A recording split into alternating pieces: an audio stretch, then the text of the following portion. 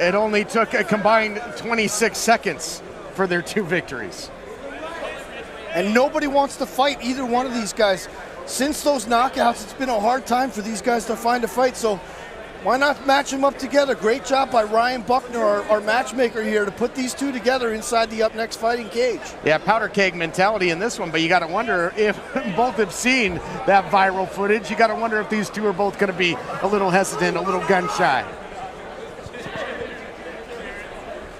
Ooh, nice right hand from Abad. He found his little opening there.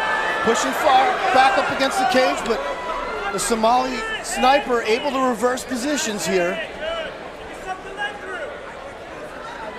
Yeah, we'll see what Farah can do as he's got Abad pressed against the cage. I got to believe if it does go to the ground, Abad would certainly be comfortable there. Jiu-Jitsu blue belt, you talked about the pedigree there. We haven't been able to see that game here in Up Next from him just yet. Well, why utilize the jiu-jitsu when you can finish a fight in 8 seconds? Absolutely. Final seconds to go now in this first round. Feeling out process. Guillotine attempt here by Abad, putting the pressure on and giving the Somali sniper something to think about as we head to the second round. 1 round in the books, and we go to the Schmo card. Listen, there was not a lot of action there. Both these guys were feeling each other out. Kester Abad, though, was able to grab that neck towards the end. Will that be enough on the judges' scorecard? That will be interesting to see. But if you want to give him a little bit of the nod because of the action at the end, maybe you give it 10-9 Abad over to the Somali sniper. But listen, that was a toss-up first round. What do you think, Jonathan? You know, when you have these guys with that long feeling out process, it's a matter of who does what first. And I think Abad was able to close the distance and land that one shot and then secure that attempted guillotine, attempted a submission. Farah did not do much in that first round, so I tend to agree. In a very close round, I gave it to Abad. These two reserving those gas tanks in round 1.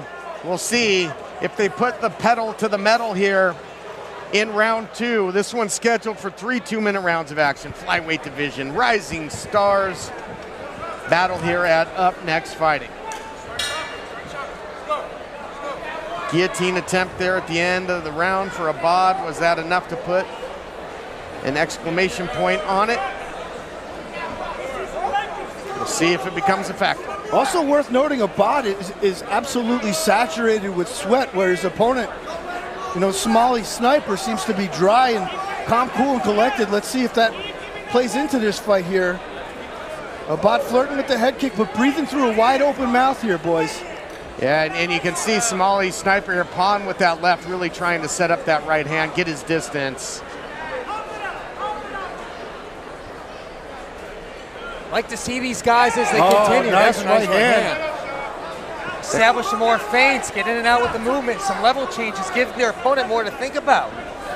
And then Abad chasing forward. Good job by both fighters so far in this round. A little bit more action. With a minute left. Very reminiscent, though, of what we saw at the end of round 1 with Farah getting him up against the cage. It opened opportunity in round 1 for the guillotine attempt.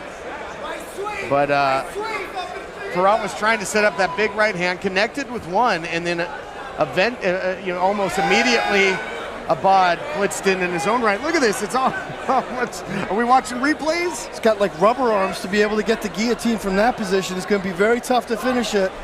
He gives it up, but now going back to the well one more time here. Now 30 seconds left. Can Farah bring his opponent to the mats? Do something to secure a victory and the scorecards for the second round. And Abad's got a little more time to work with this. He cinched it in with the final seconds in round 1, but not in real harm's way right now is Farah, but seconds ticking away. And again, you got Abad that is able to maintain some pressure and position here to end out the round. Man, it was like history repeating itself. I got to tell you, Punxsutawney Phil's got nothing on me. I am the prognosticator of prognosticators. I told you, when you get two strikers, very often you see a grappling match, and that's exactly what's on display right now. You did call that correctly too, but you gotta wonder, is Farah feeling the power from Abad and maybe sensing that a little bit and wanting just to close the distance and grapple with him a little bit? You gotta wonder what's going through the Somali sniper's mind right now, because we're used to seeing him making highlight reel knockouts. I thought you dropped the Puxatani Phil reference because it was Groundhog Day. It's like we relived the same exact round twice. Phil Connors? We're going to head to the third and final. Who can put their mark on this fight? It's anybody's ball game, you got to believe right now. But not exactly what we expected between these two, but you got to think each has some tricks up their sleeve here in the third and final round. I mean, this third round's got a little bit of a powder keg feel. At least it does for me. I expect to see the hands flying in this round. The two embrace. The third and final round is off and running. Time to fight on here at Up Next Fighting. And these two certainly have the ability to finish a fight within one round. Both these guys utilizing a lot of feints to try to create openings, but neither one of them able to capitalize on any of them yet. We're standing eyeball to eyeball, and we're just waiting to see who blinks.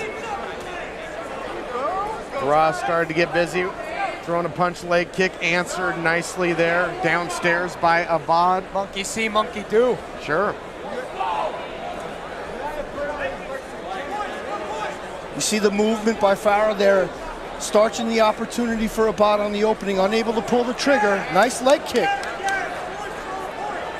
It's been successful there. The corner of Farah imploring, hey, yeah, keep throwing that, score more points. We gotta get busy here. Like those leg kicks from the Somali sniper. Final minute of action now with these two. Both are flirting with blitzing in.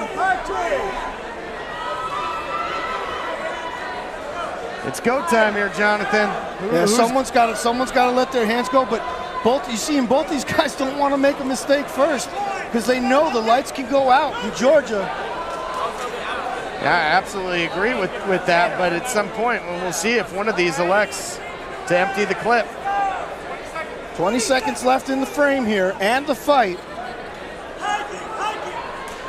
Oh, nice high kick. Yeah. The Somali sniper has thrown a nice variety of strikes here, has certainly been the busier of the two in this third round, but does he find himself down 2 rounds going in? That is the question, and this one comes to a close. I thought the Somali sniper was able to be a lot more active in that third round, and he was bringing the fight. He was able to land. Both these guys are raising their hands because they both feel like they're the winners of that. It's going to the judges' scorecards, gentlemen, and you know what that means. We shall see what they all think tonight. Anything can, and most times does happen. Jonathan, your thoughts as this one goes the distance? Yeah, when those 10s and 9s get added up, you've got to multiply by the multiplicative inverse of idiocracy. And let's see who comes away with the victory tonight. I agree with Schmo. I have the Somali sniper going forward in that third round, winning the third round on my card, and most notably, that was the most aggression we saw out of the three rounds. So it's tough to tell who won the first two, but the first 2 rounds are going to tell who won that fight. Well, maybe to shed some light on it, let's take a look back and relive some of the action from this battle of Abad and the Somali sniper. You saw those guillotine attempts at the end of not only the first, but the second round, and then a nice variety of shots there in the third by Farah. Nice check left hook from Farah. You saw it there. He landed a little bit of a mark above the eye of Abad, but let's see if that's enough to sway the judges' scorecards. He did push forward the whole fight. And you know, it's very difficult to win a fight going backwards, but let's see if Abad was able to do it. Very tough rounds to score. This one goes the distance. We will make it all official momentarily. The fighters take the center of the cage. Take it away, Rain. After 3 rounds, we go to the judges' scorecards. Judge Felicia O scores this 13-27. Rafael Davis, 30-27. And Chris Grail, 29-28. For your winner, by unanimous decision, out of the red corner, Somali. Somali Sniper took aim with the most meaningful strikes in the fight there in that third round. Might have been enough. And the Schmo standing by to get a word. Ladies and gentlemen, I'm here with your winner with the Somali Sniper, Shafi. Shafi, you got the victory, not a highlight reel knockout. You went to the judges' scorecards. How do you feel about your performance this evening? Two technical guys, sometimes it will be a little bit slower. I thought it would be a sprint, but man, this whole camp I was scared of that guy. His KO was nasty. I have a KO, I'm sure he felt the same way. We're amateurs, but we're working our way up. I know I'll fight him again in the pros and the UFC, so that's the goal. And you're able to apply that pressure in the third round. You're able to land the strikes, bring more of the fight to him. What would you like to see out of yourself the next time you compete up next? I got a question for you. What did you think about my boxing? Boxing, it's crisp. I thought your head. Doesn't matter what you think, Schmo. Doesn't matter what you think.